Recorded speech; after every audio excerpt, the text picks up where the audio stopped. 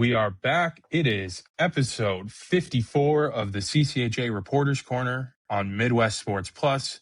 I'm one half of your co-host, Jared Rubado with the Bemidji Pioneer. With me is the better half of the co-host, Trent Singer from Sioux Falls Live. Trent, how are we doing today? Doing good, Jared. Doing good. It's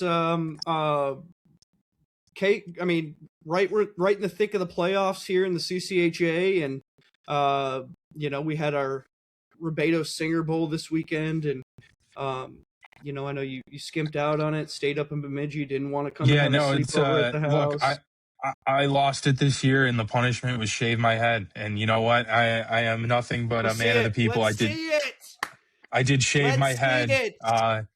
It's the price of doing business in this gauntlet of a league. But no, it was a great weekend of hockey, and is pretty much your quintessential CCHA first round with 5 teams finishing within 2 points of each other at the end of the regular season. So naturally, we get 3 sweeps in the first round. So it's so weird. It's so weird, but we decided to bring on a victor of this first round series, and that was Augustana goaltender Josh Kotai. If you like goalies, this is a good episode for you. And I think a lot of people would have liked the really nerd out goalie stuff from that we didn't record, but no, it was great. Trent, what did we get into with Josh Kotai about? Yeah, we ran through it, man. I mean, he's having another phenomenal season, top 5 in pretty much every goalie category that's out there nationally. And so we talked a little bit about personally what's allowed him to sort of have the season that he's having, and talked a little bit about just the guys playing in front of him. And they're the number 2 scoring defense in the country. They're giving up only 2 goals a game. And obviously Augie, 22, 10, and 4.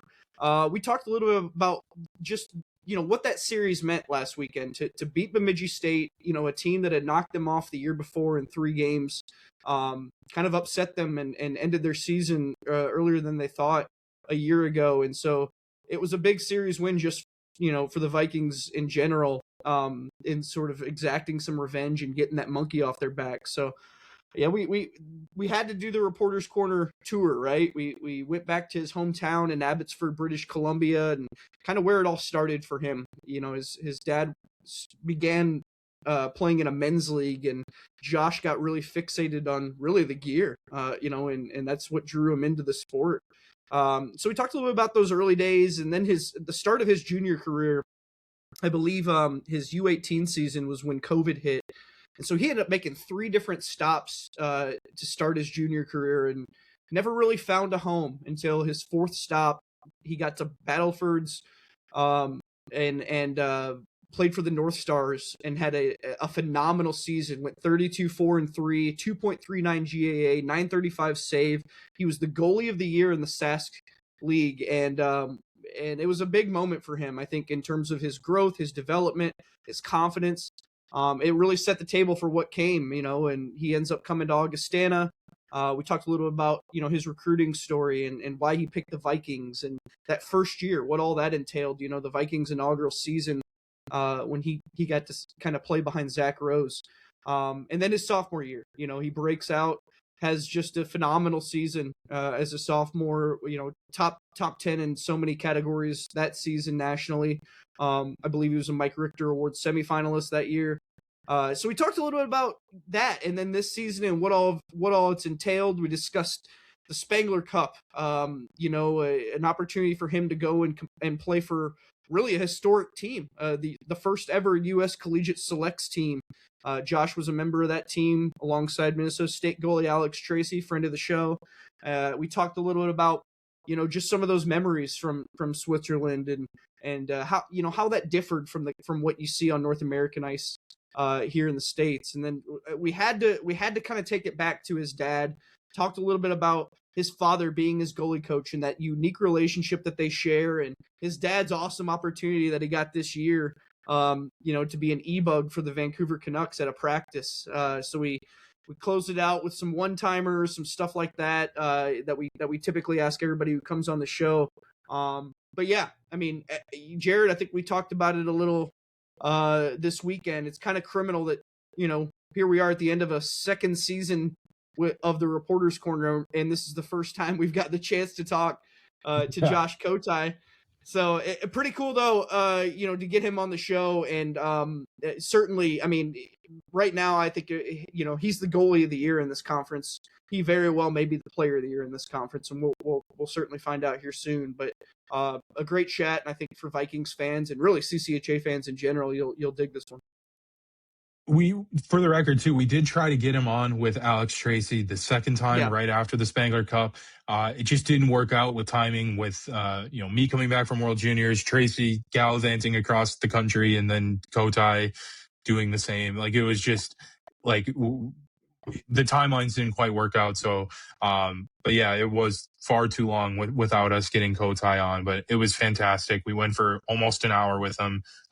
Absolute gem. And Trent, did you know that you can watch this interview with Josh Kotai on Midwest Sports Plus, the Bemidji Pioneer, or Sioux Falls Live? Because if you have a subscription to one, you have a subscription to all of them, including all the other foreign properties like the Grand Forks Herald, award-winning hockey writer Matt Wellens at the Duluth News Tribune. Shout out Matt Wellens, incredibly deserved for the NCHC Media Award. He is an absolute gem, and he's helped me out a ton over the last 3 years.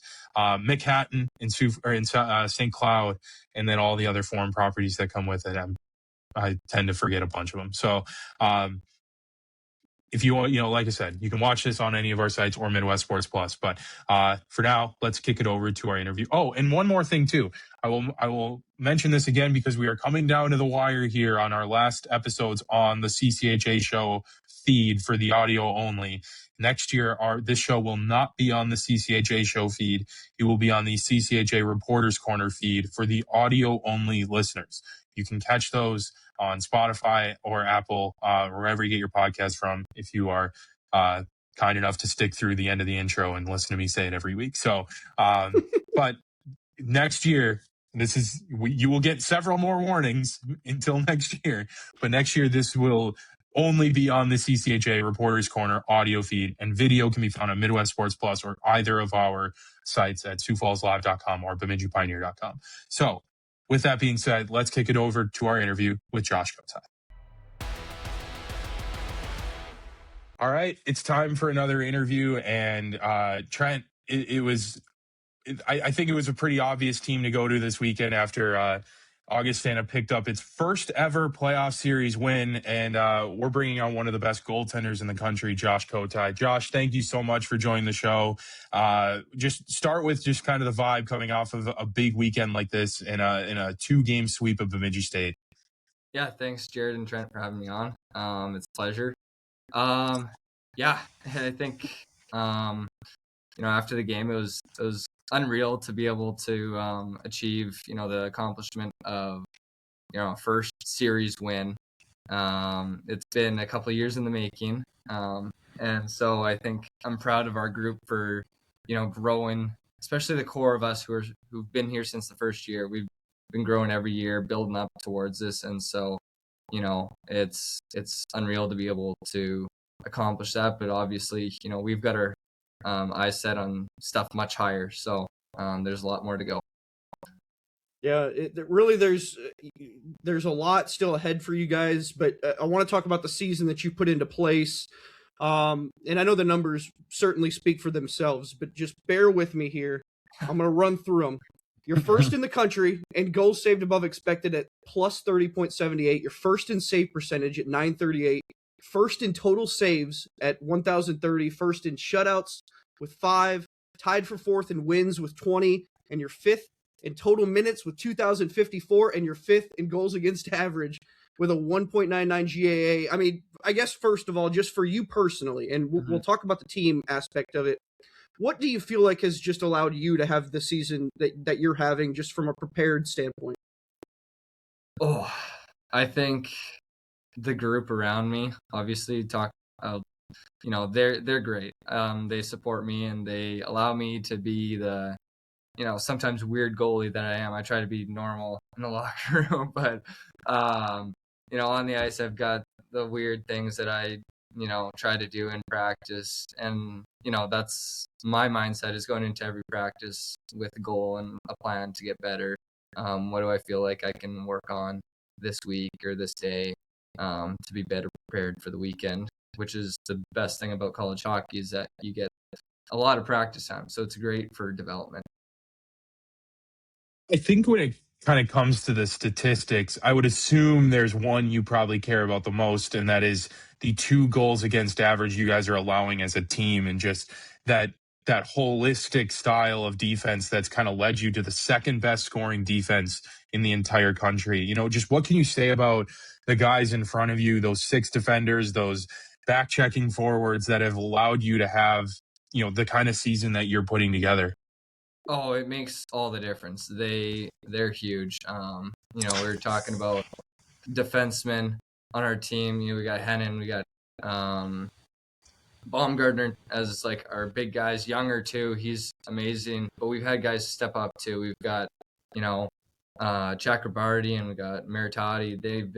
They've stepped up their game immensely this year. And they've improved so much. It's been great. And they're great. You know, every part of the game. They're always talking to me. I'm talking to them. We're just trying to, figure things out. And at the end of the day, they're there to block shots for me. I'm there to stop pucks for them, and it works out pretty well. Well, you mentioned the series, and obviously, it was an exciting time for you guys just to get that monkey off your back. But that feeling of relief, you talked about that, and that to me, that's what kind of resonated, right? Like it was another check off the box. But talk to me about that mentality of just kind of parking it quick, because Coach talked about that after the game. Like you only have like so much time that you're able to really take that in before you got to move on and know that you're going to have another tough opponent this weekend in St. Thomas. So, what's the mindset now as you guys kind of go into practice week? Yeah, coming off of that, you're kind of riding that a bit of a high on that, and so. Like you said, it's important to park it quick and move on to the next task. I think that's what we've been trying to do every weekend of the season is just like, okay, learn from our mistakes, learn from what we did well the weekend before, move it to the next weekend. And obviously moving forward, we're in 1-game segments here, 1-game series. And so every shift matters, every touch we've got. So being detailed in practice is important. Rabs kind of talked to us about that yesterday, making sure that we're getting taken care of with our bodies and making sure we're feeling good for Saturday. Yeah. We're going to go through your career here a little bit, okay? So take us back, Abbotsford, British Columbia, where it all kind of started for you. Mm-hmm. We'll get to your father, Alex, a little later on, but I know his tennis career was kind of your first foray into sports.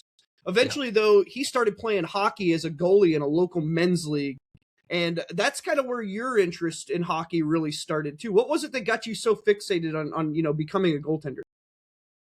I think the gear. I thought he's a big North Stars fan with Mike Modano, growing up as a child for him. And so when he decided to get back into hockey, he got like a local, I guess there was a local gear maker, and he made him some like Dallas Stars looking pads with a big star in the middle of them. Yeah. So I saw that. I was like, oh, that is so cool. I want to have pads like that one. And obviously when you're young, those things are ridiculously expensive to be growing out of every year. So you get the white pads. But, I think they came out with pad skins a few years, after I got into it. And so I loved just buying the colors of our local team. We were called the Hawks, and we were red and black and white. And so it was pretty cool to like be able to put some color on the white pads. But yeah, so I just saw the gear and I was like, you know what, this is really cool. And then watching playoff hockey and stuff like that, I was like, these goalies look like they're the rock star, and they look so cool. And so it didn't really click in that, hey, you're going to be taking 100-mile-an-hour shots to your face sometimes, but it was just like, yep, I want to do this. So we'll try it out. Hey, I think that you brought up a really good point, though, about like you don't really consider the fact that you're taking 100-mile-an-hour shots or whatever they are at that age. But when you're kind of falling in love with that position, and whether it's on TV or watching your dad or kids at the local rink play it, like do you think that kind of plays into maybe the weird part of, hey, that didn't even cross your mind when you're thinking of playing playing goalie, that like you're just kind of seeing only the exhilarating side of it, and that's kind of what draws you to it. Oh yeah, for sure. It's all about the dream, and when you see, the great moments, you're like, you know what, that's something I want, and you just completely forget about any negative part of it. But yeah, it's kind of funny to think back on that because you kind of have to be a bit weird to think it through and be like, yes, I want to do this. Right. Yeah. You played one season though of U18 AAA hockey with Vancouver Northeast Chiefs, and you had a good year, 14-6, 2.9 goals against. But then COVID hits, and I would assume your junior career was absolutely impacted. As a lot of guys your age had their junior careers impacted by COVID, but you had to navigate 3 different stops before you made your way to Battleford's, and just talk about how challenging maybe some of those years were of, trying to find a spot and then kind of breaking out in the SJ. And what was that, 22, 23? Yeah. Yeah, so going back to the Chiefs, and that was my grade 11 year. So with COVID happening, we got shut down right before playoffs started, and I was, excited to go in there and play games, and we were kind of riding the hot wave there, in second place, and so we're looking forward to making a run. And obviously with that comes, junior scouts looking at you and taking you seriously and whatnot. And it had been, an interesting year, just kind of ups and downs. Personally, we did well as a team, obviously. So I was kind of finding my groove at the end there, and I was super happy with where I was at. And then COVID happens, it shuts down, so you're like, okay, what's going to happen? And so the whole next year was trying to find junior teams, but obviously there was very little, certainty with what was going to happen with the leagues, with playing games. And so that ultimately led me to going to Vermont. And there was, my first time away from home for a year, and I was kind of lost at times, trying to figure out who I am, and how serious I want to take this hockey thing. I obviously still had the dreams of playing in the NHL, but during the rough moments, it kind of makes you question things a little bit. But I'm glad I stuck through it, and I got to go back home and train my dad, and I was trying out for some BCHL teams, but didn't quite get any interest. But I had a great I had a goalie coach there who I had some lessons with, Ron Beat, and he mentioned that Battleford's was a great spot, and he had talked to Klamosko there, Sambo, and he was like, hey, this guy's good. He's ready to play games. We don't have a spot for him, but would you take a shot at him? And so I went there just being like, okay, I'm in my 19 year, so it's not like the end of the world, but I want to make a step in my junior career. And so going there was a great opportunity. I had no idea what was to come of it, and I was just like, okay, we're gonna try and go for a ride with this thing. My mom drove me all the way there to Saskatchewan, a 14-hour drive. At the end, she's like, you're gonna be the best goalie. I'm like, okay. I practices with these guys, it's some decent hockey. So yeah, and then I guess the rest kind of wrote itself. Well, your mom was right. You ended up becoming the SJHL goaltender of the year that season. You made the most of that opportunity in Battleford. You finished the season 32-4-3, 2.39 GAA, 935 save. Your playoff numbers were even better. 12-1, 945 save, 1.72 GAA. But most importantly, you guys swept Flin Flon 4-0 to win the organization's 4th SJ title. What do you remember the most just about that championship run? Oh, I remember losing the first game, and we were playing Weyburn at home, and it was kind of a shock because I didn't play like my best game, and they had scored late to win it too, but it was just kind of like, okay, we sat in the locker room after, and we're like, okay, this is playoff hockey now.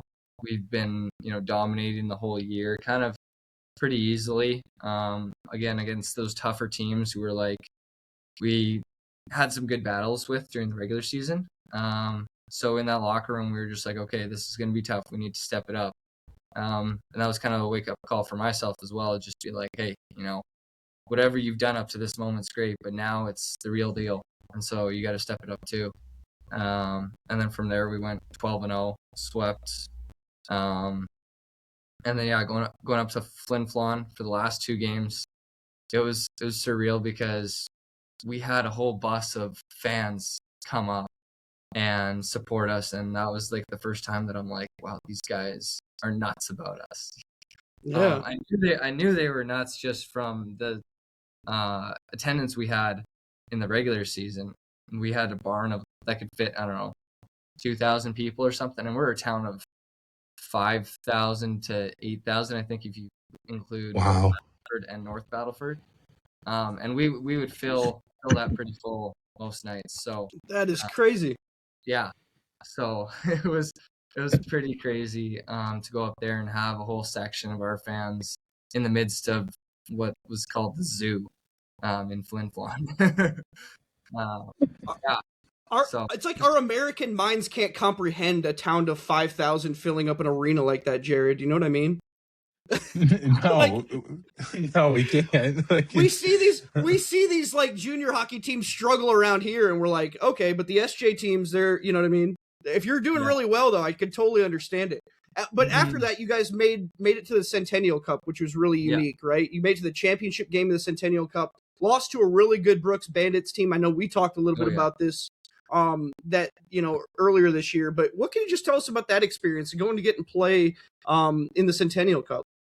Yeah, so it was a weird waiting period because we had done so well in playoffs. We had to finish, or we had to wait for other leagues to finish up before that. Probably like a month.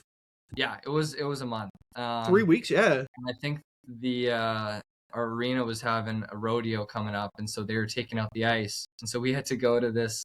I forget how long of a drive. I think half an hour or something to this native reserve, and they were called Red Pheasant, and they still had their ice open. They kept it open for us, and so we were practicing there for pretty much a whole month leading up to the Centennial Cup. And then it was just kind of waiting and seeing who else is going to go. I remember it being a cool experience because, one, we had the long bus ride, but then two, we had a lot of family and friends making the trip as well to come watch us play. We had, and then there's obviously the clout of, oh, you're in national tournament. There's scouts. There's Craig Button announcing games. Right. Just unreal atmosphere there as well. And we got to play the home team in Portage. And so they had a good crowd there as well. Heard a lot about Portage from Riley Funk and Bemidji State too. Oh, yeah. He talked very, very similar kind of the way he talked about, his upbringing through juniors is very similar to you too. And, but I want to ask you too, like during that season, Coach Ravoin, he flies out to Minot, North Dakota in February. Then he drives 4 hours to watch you play in Wilcox, Saskatchewan, only to find out that you were not playing that night.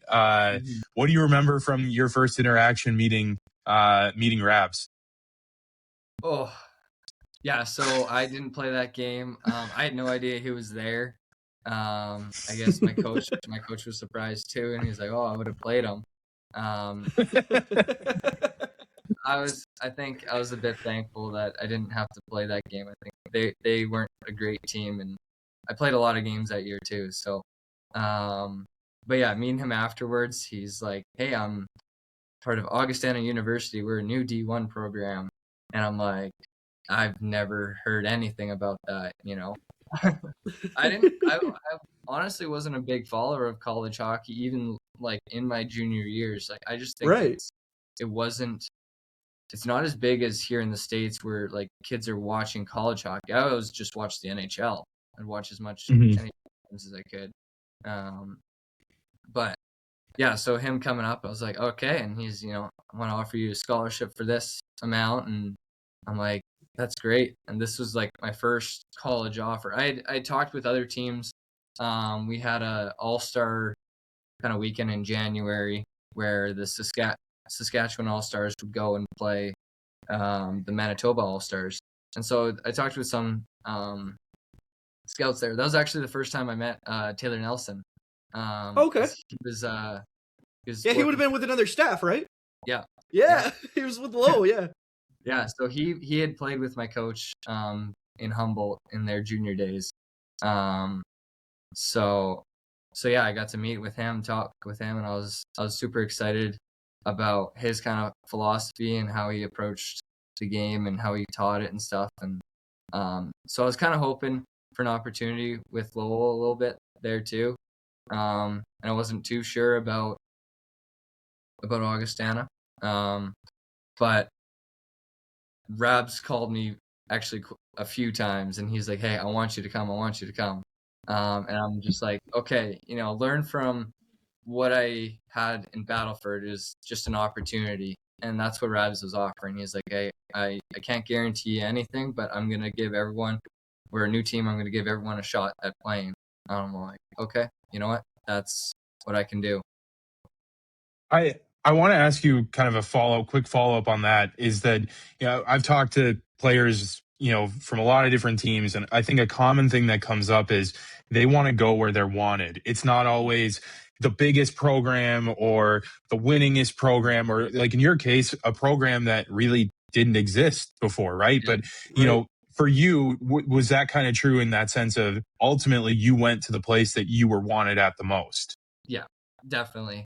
And I think if for anyone watching who's uncertain, like go to the place that you're wanted the most, because you will be put in a position to succeed. You'll be given those opportunities where if you're able to do whatever your job is, you'll have a good chance at achieving what you want. So I can't say it enough, and I'm super grateful for that opportunity as well.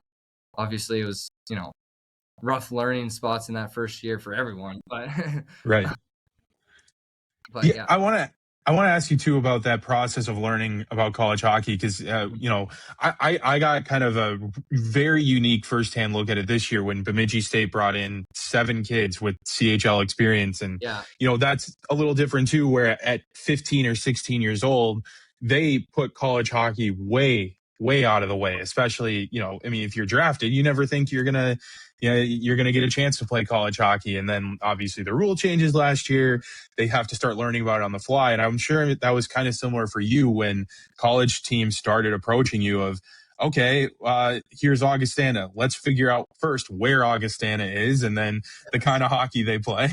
What was that process like for you?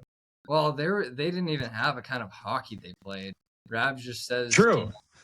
I don't really remember him explaining his vision of like what they want to play like, but I like talking with other teams too. They're like, do you have any questions about it? And I'm like, you've told me about your school and stuff, but I've got nothing to compare it really to. They all sound very similar. Yeah. I never came and visited Augie. I never visited any other school as well. So it was just kind of like, okay, you kind of take the coach's word for it, and you're just like, I'll see kind of what happens. And then coming here, all I had was a 3D rendition of what Midco Arena was going to look like. Yeah. Tour or whatever. And so I was like, it looked a lot different than it does now, too, to be honest. There's been some very good changes that have been made. Although it's hard to make that in a little recording, but right. Yeah, so And we came here, and the arena wasn't even built yet, and we're like, "What's going on?" we're at a local Iceplex rink, and I'm just like, "Okay, going for the ride." I And guess. you're driving like all the way across town to get to the Iceplex too. It's Yeah. not even close to campus. Oh yeah, it's a North side 15, town. 20-minute drive. And we're practicing at 8 in the morning. So there were some pretty dark mornings there during the winter. Well, So yeah. your freshman season. Let's talk a little bit about it. You're the number Yeah. 2 guy in goal behind Zach Rose. You finished 2.9-2 with a 2.92 GAA, 904 save. Do you recall? We love. Well, no, it's not bad. Not bad, Josh. You had the signature win of your career. It was like their 3rd weekend as a program. You beat CC in like your 2nd start. But I'm curious to know. We like to ask everybody this. Do you recall a specific welcome to college hockey moment where you kind of realized, the level of play was just on another level? Oh, what was? I would say when we played a couple good teams that year. One, Wisconsin, the first weekend. I got to play, and I thought I played really well in that game. We lost 3-0 with an empty net goal. And I was like, okay, you know what? I played well. I know I can play at this level. So that was a good confidence boost. I don't know who's calling here. You're good. I'm in Nick Boone's office right now, so.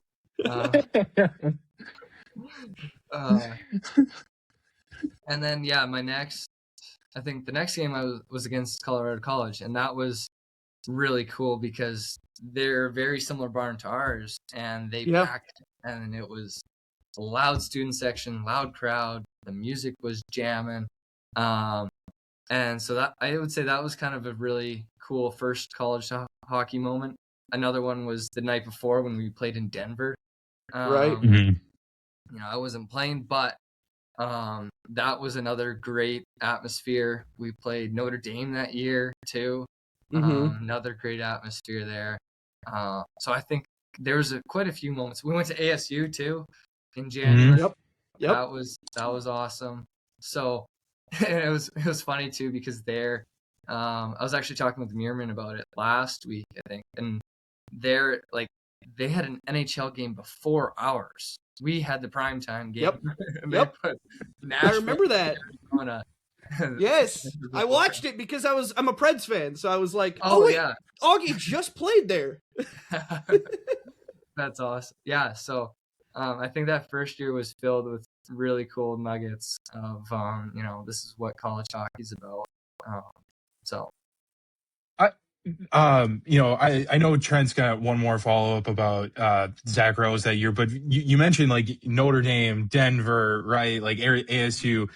For a first year program, getting a lot of those teams on the schedule, and granted that comes with a lot of road trips. I can't imagine the amount of miles you guys put on the road last year or that season. But for starting a program and getting it to the point that it's at now, where again you guys are 6 periods away from clinching a spot in the NCAA tournament.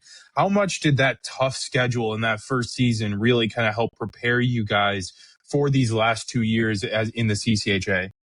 Yeah. So yeah, we spent a lot of time on the road waiting for the arena to be built. They wanted to play as many games as we could in Midco. So I think we had 5 games at home before mid-January. So that's a lot of travel, a lot of missed class time. But I think as a group, we grew really close together because of it. We were able to spend so many dinners together talking and getting to meet new guys. You just felt like you had a good connection. And I think that's why, last weekend we had 4 alumni come back and were supporting us. And still we get, Roses wasn't able to make it, Matsui, but they're still cheering for us too. So I think we were able to build a really close-knit brotherhood kind of culture that first year. And I think that's what's helped us lead to success. Another part is obviously Rab's vision for our team and our program. And he's done a tremendous job with bringing in good players, helping us in any way possible. to succeed and to set us up well for our future. And so, so the combination of both has really been huge to lead to where we are now. And I don't think enough could probably be said about Zach Rose that year too, and just being a veteran guy around the room, right? With a lot of new faces coming from new places. But what can you say about his leadership, kind of just around the goalies side of things in that freshman year for you? Yeah, I would say he brought a calm presence. Me and Hargraves were both itching at the bit, and so it pushed him as well to want to be ready. And obviously he was battling with injuries throughout the year. He's not always the healthiest, and so I felt for him when our season ended, and I was like, oh, I felt for him in that position. But he was such a great, kind, caring person. He was always asking how you're doing. He's always one to pop a joke too, and it's just a great guy to be around. And so I was thrilled with being a goalie partner with him. Obviously, he played a lot of a different style. Yeah. Yes. His pads were maybe 10 years old or something. So soft, but he needed the mobility to be able to just drop and try to play. Right. But I can't say enough good things about him. The starting goalie job though, it's really unique. It was wide open going into your sophomore season. But every time I talked, I think after the season with Rabs about it, it was like a scenario where, yeah, it was wide open, but you just grabbed it and you never let it go. By the time by the time that season ended, we're talking about the same very similar numbers what you got now. I mean, you were among the best in the country at a 17-10-3 record, a 1.92 GAA, 936 save percentage. Was there something in particular from year 1 to year 2 that you feel like enabled you to just elevate your game? I would say my mindset first and foremost. I think going into college hockey, I wasn't like I knew I was motivated to play games. Coming out of, like I said, that COVID, like you hardly played any games for a couple of years, and then I get to Battleford and I play a lot, and I enjoyed it so much more. So my goal was to play games, but I was just like, I don't know how many games I want to play. I think I wrote it down, and I had a goal for like 15 games or something that year. Oh, you got so close. You were like 13, right? Yeah. So I was like, okay, I kind of want to play it, but it was kind of more of a limiting thing too, where it's like, I don't know how many I could have, and I think just learning from the lessons in the summer, like I kind of watched back my games a lot, and I was just like, I can do this better, and so that's where really. I also learned too that through the experience that college hockey is a lot tighter, and we aren't gonna outscore our opponents 6-4 or something if I'm having a bad night. So I need to be on my game every single night, and I need to give my team a chance to win. I think one thing that Rab said that still sticks with me is just like, you don't need to be insane goalie, a phenomenal goalie. You just need to be a good goalie. Stop the ones that you should stop, and your athleticism will make other saves. And so I've tried to carry that mindset, because I put a lot of pressure on myself too. I'm like, hey, I played against Wisconsin, I played against Colorado College, I did really well. I know I can play well. But those are the tough parts about college hockey, is that they're really tight. So going into my sophomore year, I was like, okay, I have to grab the bull by the horns. There's Hargraves coming back. I know he wants to play.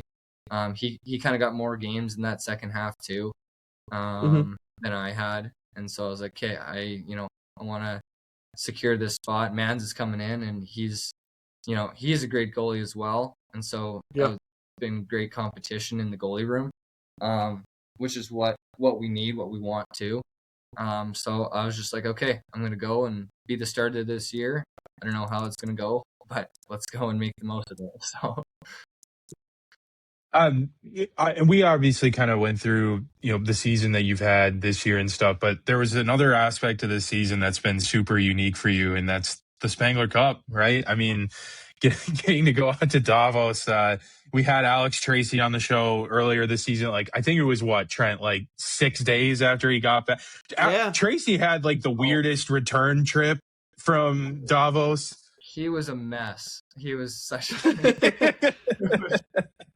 I was talking with him about it too, like on the way back and stuff, and he's just like, "Yeah, we've got this like tournament kind of thing in California." He's like, "I'm gonna Oh man.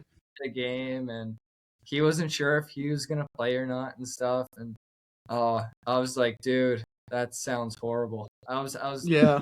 I was excited to like come back, and I kind of wanted to play against Colorado College. Mhm. Getting back because one, I've played well against them, but I'm glad Mans got to play those games and he played really well too. Yeah. But Yeah. I think Tracy, I'm not sure if he played that first game, but he played like the next day or something. I was like, Yeah. I don't know how. No, I think he did play He that played first the day. first. He played the And then first. He he didn't got play the second. He said, like, I think it all kind of caught up to him the day after Yeah. that first game, and he just got like a 1-day sickness that like you just can't That's shake. right. And Yeah, he was just down and out, and it was like, okay, coach, I can't play. Like, Yeah. Mankato let him stick around in California for an extra day too, so that he could. I don't know. I don't know if it was sleeping off at the beach or whatever, but Rest up. but yeah, it was great. But what do you remember from that trip, though? I mean, it's obviously it was insane, right? Like the fanfare around it, from like the states aspect, and you had people like Trent and I waking up at 5 a.m. to watch a championship game, and like it was so cool to see it from afar. But from being on the inside of it, we'll just try and describe what that was like. Oh, there's so many aspects to it, like I could go through the entire thing. I mean, like being in Boston was unreal. I've never been there before, and then we get never been there. I've been playing in Vermont and stuff. We traveled to some of the surrounding states, and so I had been in Massachusetts and stuff, but never in Boston. And then we got to see Bruins game at TD Garden. That was unreal. That's awesome. And then the flight. It was my first time going to Europe, and so that was quite the red eye there. I think I popped a couple NyQuils and just tried to knock yourself out. I struggle to sleep on planes or buses or anything, so I was you and me both taking some drastic measures there. What was it like to be a part of the team, though, that like the locals really gravitated around? Like that was the craziest part from afar. Is like, somebody tweets out, all the selects team memorabilia, it's been sold out for days. Like they're treated like rock stars, like walking around the streets of Davos. Oh yeah, it's kind of funny because like we're all rocking our selects gear, everywhere we go, just because that's kind of what you do in college. You're walking, you have your team gear and stuff, and I guess all the other pros, they're just walking in normal attire. But so we kind of stand out in that way a little bit. And it's such a small town too. You can walk 15 minutes and pretty much hit anything in the little area. So yeah, going to the rinks, stopping or just walking in the street, people are like, "Oh, can we get a picture? Can we get a picture?" In the most broken English ever too. They're like, "Yeah, for sure." They're just fascinated with us. They love the fast style of hockey, and they thought it was so cool that like these they call us college boys. The college boys. The college boys. They thought we were just the greatest things ever. And yeah, it was such a cool experience. I was so grateful for just the opportunity from Coach Godowski and Steve Metcalf and all the staff there. They were unreal. So yeah, super grateful for that opportunity, getting to play against Team Canada too. And then against James Reimer. obviously like I've watched him as I've grown up too, so it's kind of Yeah, play against him too. The old geezer that it's he is. amazing. Yeah. I want to ask you too about the style of play. It's so much different than college hockey.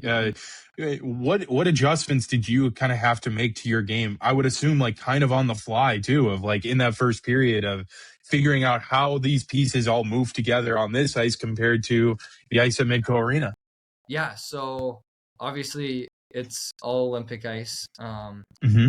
So the great part is that anything between the dots, the distance is still the same, whether you're in an NHL rink or an Olympic rink, but it's the space outside the dots that are much wider. And so Mm-hmm.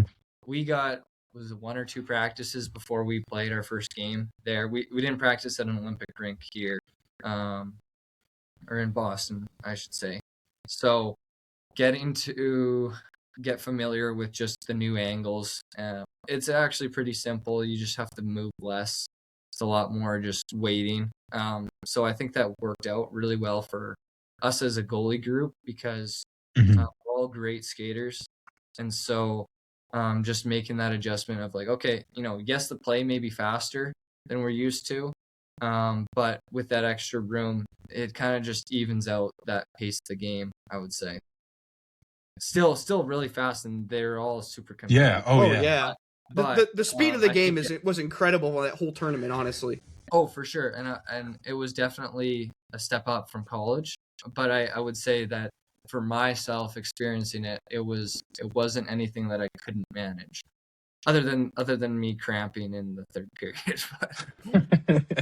when I when didn't you see it. guys when you Yeah. guys beat Davos, though, like, were you guys nervous at all about like the reaction or anything? Like, you guys go into Davos, you beat the hosting team, like now you kind of got to live around this village for the next few days. Like, were you guys at least like maybe nervous? Like, oh man, we might be the villains around here anymore? Possibly.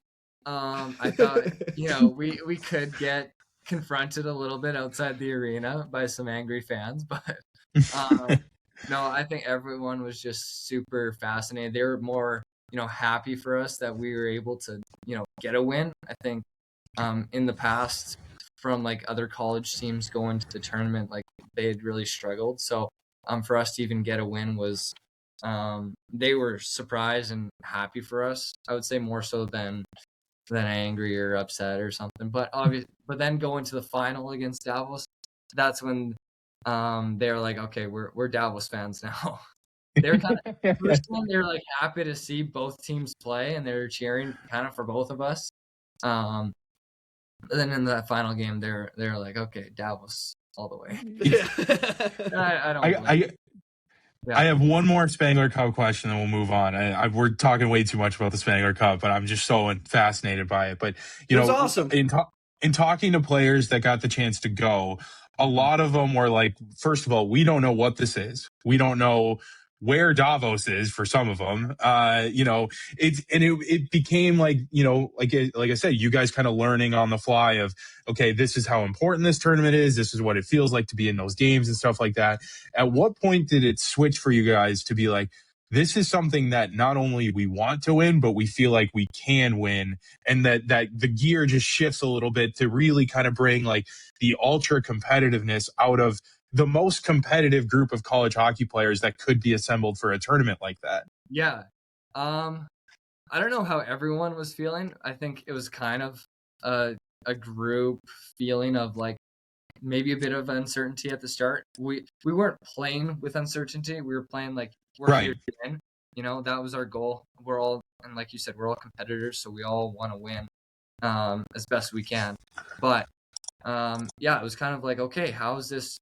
It's kind of like testing the waters a little bit, especially that first game. How's this going to go? And we're just like, we had spurts of moments where we were just dominating, and we're like, oh shit, we can actually play. Yeah. And for myself too, I was just like, we got this, we can do. Obviously we came short, but that just bled confidence into all of us. And you're talking about a room of guys who are all confident and super super talented in our room, and so getting their feet wet in maybe that first period or so of the cup was helpful, and then from there we were just like, okay, we're gonna win this thing, and we were fully confident in that too. And obviously it Mhm. a couple tough bounces in the last game. It is what it is, but we put up a good showing. We're fortunate enough to get that first place bye too. That was helpful. Yeah. Yeah. I still don't know how they called that goal against you in the first game. That was it's crazy. Weird double goal line. I've never seen it before, and never knew what it meant. And I was just like, I thought it looked like less than a puck width, to be honest. Yeah. So I thought, like, maybe they use that as, if they're not sure whether it's fully crossed, they kind of use that as a determining factor. And I guess I heard the audio after or something from the ref. The ref's like reviewing it, and they're like, "Oh, if it just touches the line, then it's a goal." So I was like, "Oh, I guess that makes sense because it is the width of the so that would make sense." But it didn't look like the width of the puck, though. It might have been, but I guess just the way that they had it, it's kind of a smart system, to be honest. But it really is. I thought what was really cool though was just the broadcast in general. And I know. Did you guys know there were cameras in the locker room? In the locker room. Polkamp was killing me with those, man. Oh, I know. It's almost criminal, but yeah. There's gonna be a massive sign before you walk in, like, "We are watching you at all times." You were on YouTube at all times. It was a very brief, like, just, hey, so you guys know there's a camera here that is going to be on in intermissions. Okay, bye. Okay, bye. Yeah, exactly. So, and when you're in the heat of the game, you're not thinking about, oh, the camera's on. Yeah, you're actually pulling footage from it. It's on the broadcast. No, it's. Guy came in at 1.2 and had you guys up once, and it was very funny. I was not dressed that game. I'm kind of grateful for that.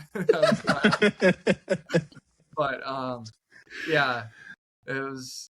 They came out and played with some fire under their ass though after that speech he gave. Sure, and I think that's a testament to a great coach recognizing when your team needs to, get a wake up call and when to not. But for sure, yeah, it helped us a little bit that game. Well, we'll shift gears a little bit. We said we'd circle back to your dad, Alex, and we definitely should. It's a pretty unique, I think it's a pretty unique relationship to have, your dad as your goalie coach. What can you just tell us about having that resource at your disposal? Yeah, I mean, he's a student of the game as anyone ever is. He's constantly watching hockey wherever he goes.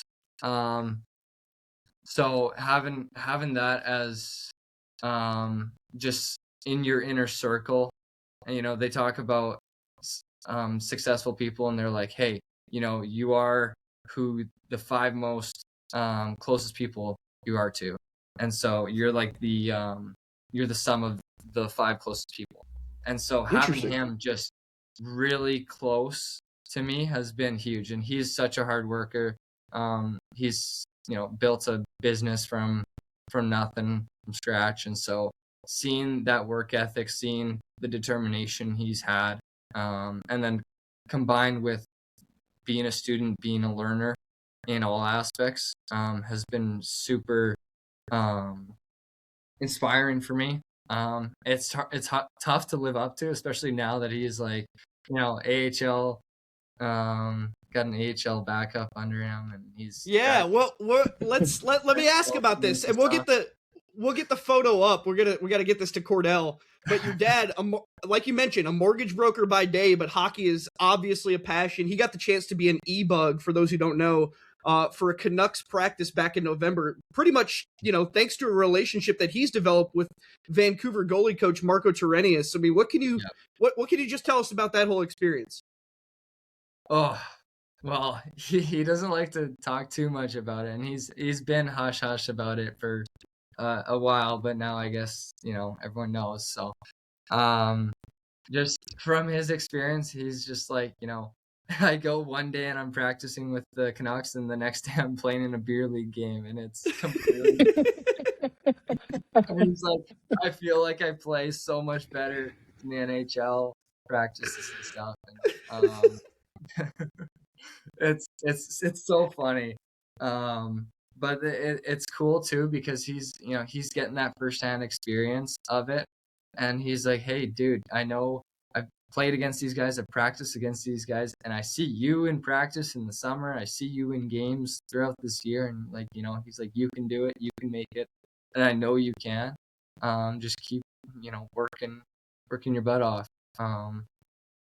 So yeah, and he trains like a pro, man. He's there just as early as all the other guys in the locker room. He's doing his warm-up stuff, getting all his stretching and stuff done afterwards too. So it's really cool to be able to see him live that dream too, because he grew up playing hockey. His parents took him out of it. And so it's really special to be able to watch and see, his dream come to life as well. Because he's also, living it through us a little bit too. He's very invested in, and I say us as in me and my brothers, but yeah. So it's super cool. How? Because you said he likes to kind of keep it hush hush, but how did you find out that he got that opportunity? Like, did he tell you, or did you have to kind of pry it out of him? So it's come in spurts. It's come in spurts throughout the last couple of years. I think it was a few years ago when he got his first opportunity at like one of their training camps, and they just needed a practice goalie. Now I think teams are recognizing, and this is this is part of like they're making the e-bug an actual job now instead of some random guy that comes and watches the games.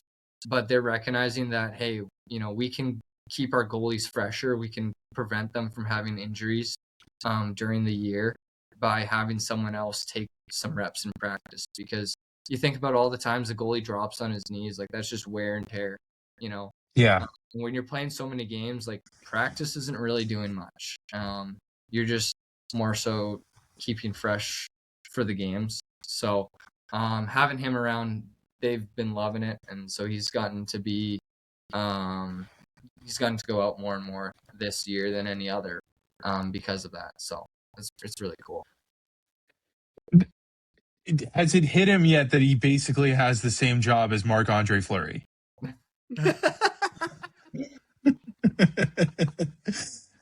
I think he loves the game just as much as he's got to.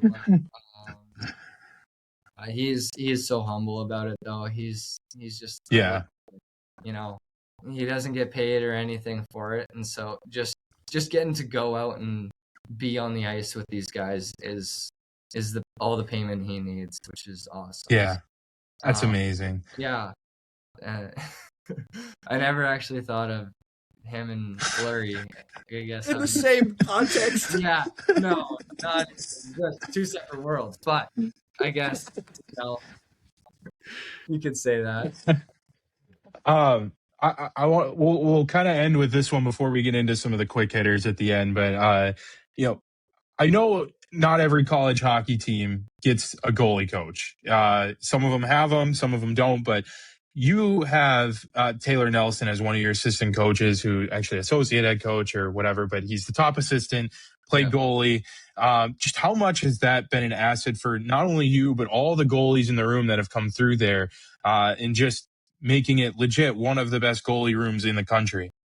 Oh, it's huge. I think going back to like Rabs and him making a team, it starts with the staff as well. And he picked such a great guy in Nelly, not only just as a person, but in his knowledge of the game. And Nelly's not a huge technical guy. He played the game when they were still doing VHs on the post and stepping up and stuff. So he's like, hey, it's more about how you're reading the game and what you feel like you can do. And he's like, you're all great skaters. You can all move and you can all read a shot and stuff, but reading the play of the game is what's going to separate you. And so I think that's where having his help has been huge for me and for the other goalies too. We all do video together. We're all, learning from each other too, asking questions and stuff. And he's such a knowledgeable resource that it's been a huge value to our team. He's an unreal person. So I think in terms of like us growing as a program, like that's a guy that is a cornerstone for us for sure. I'm curious. I mean, it is hard to find any highlights of his college days. Have you gotten the chance to see any clips of him playing at Ferris State? Have I? Maybe once. You gotta track him down for me because I want to see it too. Okay, I'll try. The only thing I've seen is obviously literally the only highlight I've ever seen is the goal he gave up to Johnny Gaudreau in the national championship game. I think that's the same one I've seen too, because there's not much. I don't know that you want to see him play too. It's like it's got to be quite something. But yeah, he hasn't put on the pads in such a long time. I would love if he did, but I hear he's got a really good shot. Yeah, I don't know. He can rip it sometimes. He's got that goalie coach's half clapper down to a T. Yep. A lot of practice being a coach, I think, at this point too. Just like yes. You have to make a deal with him. It's like, all right, if we win the Mason Cup, next practice, Nelly's in pads, and everybody gets a shootout attempt on him. Oh, and Rabs has to go first or last. Like it has to. Oh, that would be awesome. I know he's got his gear somewhere in his basement or attic or something. So he's got to pull it out one of these days. I've asked him a few times. I think every summer I've asked him. I'm like, hey, you gonna pull out the pads one time? He's like, no. That's kind of the reaction I get whenever somebody asks me to play men's league. It's like, absolutely not. There's no chance I'm doing it again. No chance. Let's get to the one timers though. We end it with some fun ones. You can go as long or as short as you want with them, but we ask these to every player that comes on. But we'll start with this: toughest place to play in the CCHA. Michigan Tech. Yeah. Trent, we got to stop asking this question. It's just giving too much gas to Michigan Tech people. That or Bowling Green. We haven't played Bowling Green this year, so in their barn. But yeah, Michigan Tech. What about in all of college hockey? Maybe outside of the CCHA.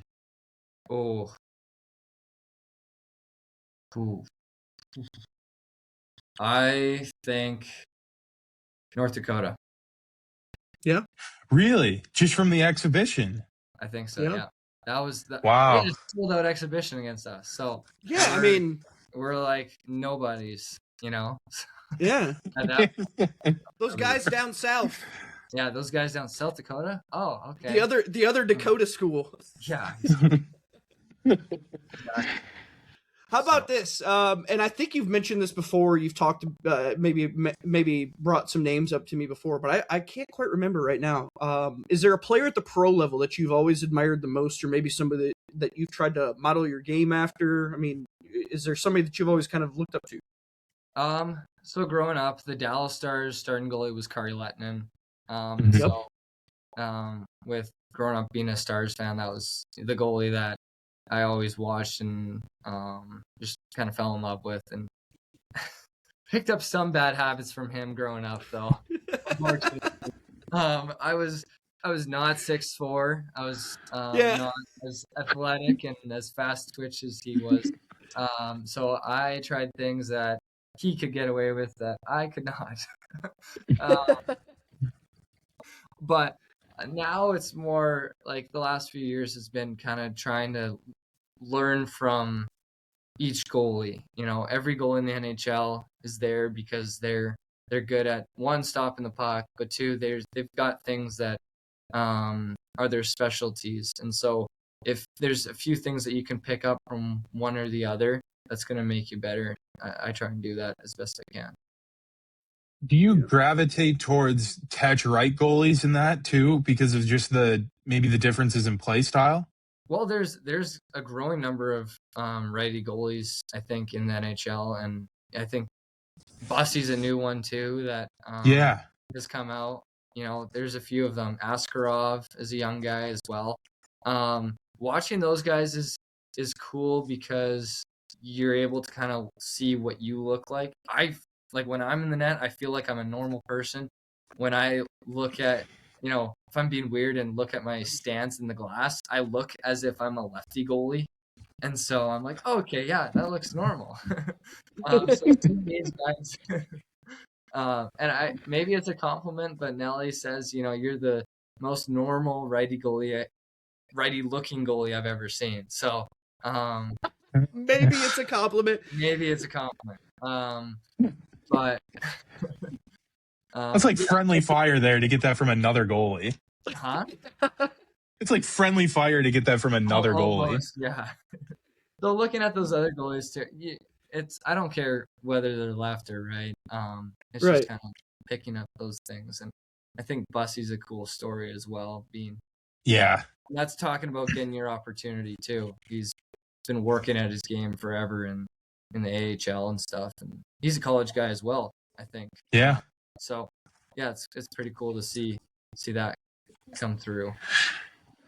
Let's go with this one. Who's the most talented player you've been on the same team with? It could have been AAA, juniors, Augie, Spengler Cup. Like, you played with a lot of really talented guys. I would say I practiced in the summer with Gage Goncalves of Tampa Bay. So he's such a talented player too. So smooth and so I'd say to name drop him is. Yeah, I was gonna say, just an NHLer, And if you want to ask my dad, it would be Tyler Seguin. So. I can't remember Jared. That's amazing. I can't remember who we had on here, but somebody name dropped the Hughes brothers. You remember that? Oh, that's sick. Oh. Who was it? It was like a Michigander. It was a Michigan player, yeah. And I can't remember who. I'll have to go back and find that. But we've had some interesting ones for that. Like Aaron Trotter said Connor Bedard. He's like, I played on the same team with Bedard. Yep. So there's some random ones in there though that even like Brett Meerman had like a pretty interesting one too. Like considering his path, he's like, I played with this guy, and I'm like, where? Like, where you playing with this kid at? But.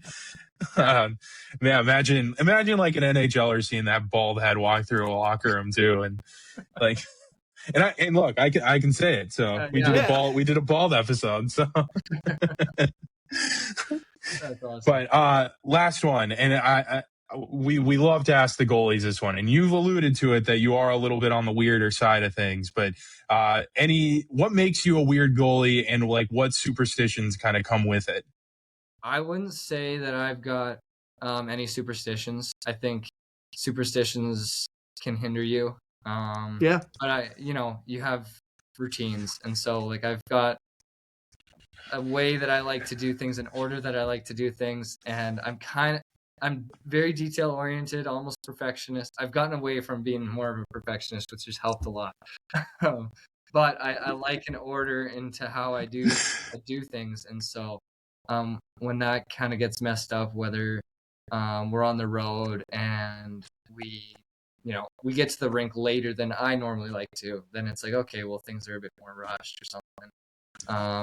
I do like eye tracking in between intermissions, between like warm-ups in the first and second and stuff. And so like I kind of track my finger around just to keep my eyes going. Yep. And so the guys love like staring at me while I'm doing that, or trying to mess me up, or just random things, and they'll just be like, put their finger out, staring. So yeah, I do find it funny how you're like, I don't have any superstitions. However, I do like to get to the rink at a super time. Like I like to stay pretty detailed. So, isn't that kind of a superstition? I Well, call it more routine, if anything. yeah, Fair. it's probably You know, I would agree with that.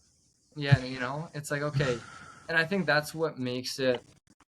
What helps is just that you go through the same thing every time. You're not like worrying about, oh, am I tying my skate the right way, the right Fair. Yeah. Okay. time, It's like, I've got the buckle goalie skates, and so it's just like it's easy that way. But just as an example, you're not like worrying about is this is this the right way, or I got Gotcha. I got to shut out. Oh, I got to do it the exact same way. No, it's like if you do like juggling or something and you drop the ball once, it's not a big deal. I used to do that. It's like, oh, if I drop the ball now, I got to restart. So Yeah. I'll count the amount of times like I do it for. Right. So you got the guys walking on the ice for warm-ups. And you're like, guys, we got to pause the game. Like I didn't pause it. I haven't gotten it yet. No. So that's where I try to differentiate between superstition and routine. Well, and I Buckle would say goalie skates. Yeah, the Bauer Connects. Have you not heard of them? No. I played 12 years ago now. So, but my goalie skates had a big white plastic shell on them. So there's no there's no skate laces on your skates anymore. No, it's like ski boots. So that's crazy. Really? Yeah. Oh my god. The game's passing us by, Trent. No doubt, right? I would differentiate it too. We had, I think, one of our best questions because we've talked to a lot of goalies. Aaron Trotter said he took a tablespoon of maple syrup. He started making that his routine. Yeah, that was a weird one. That? Yeah. Yes. And before every game, just like it became a thing. Yeah. He had like a thing of maple syrup in his locker stall. Yep, in his locker. Just take a shot of maple syrup. Now that's really a superstition. Gross. You know what I mean? Like that's a superstition. Well, I mean, yeah, I don't know. I guess because it's pretty meaningless. I guess you get, carbs and sugars out of it, but just having a tablespoon of it just causes a little bit of it. Yeah. Josh, that's all we got. We've taken up way too much of your time today, but again, congratulations on the first round win. A really, really impressive 3 years, and I know it's not done yet. So best of luck going forward. It's going to be fun to watch to see you guys play the rest of this one out. Yeah, appreciate you guys for having me on. Thanks for the chat. All right. Once again, thank you to Josh Kotai for joining the show, and thank you to our producer, Cordell Wright. To watch this show and to see clips and highlights from this episode, head on over to Midwest Sports Plus, the home of the CCHA Reporters Corner. For the audio-only version, subscribe to the CCHA Reporters Corner on Spotify, Apple Podcasts, or wherever you get your podcasts from. Follow us on Twitter at Trent Singer and at Jared Rubado BP. You can check out our work at BemidjiPioneer.com and SiouxFallsLive.com.